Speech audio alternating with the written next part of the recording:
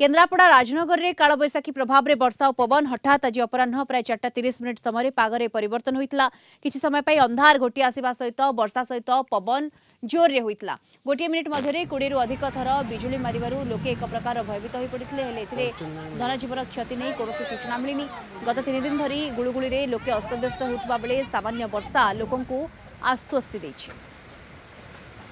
अधिक सूचना सीधासलख जोड़ी होती राजनगर आम रिपोर्टर दौलगोविंद जेना जोड़ी होती। दौलगोविंद सामान्य वर्षा जदियो लोक आश्वस्ति देछि किंतु बिजुली घड़घड़ी एथिरे लोके भयभीत मध्ये होइछंती। निश्चिंत दीप्ति जदि आम कह राजनगर दीर्घ 2 घंटा धरी वर्षा लगी रही जदि कह प्रबल वर्षा सांगकू पवन होता काल बैशाखी प्रभाव में अनेक स्थान में गछ भांगी पड़ी रास्तार गछ भांगी पड़ी अनेक हुडिंग गुड़िक भांगी पड़ार देखा मिली कुंदुपुर रे जड़े व्यक्ति 4 बखरा चाल घर जली जाइए प्रबल वर्षा सांगकू जो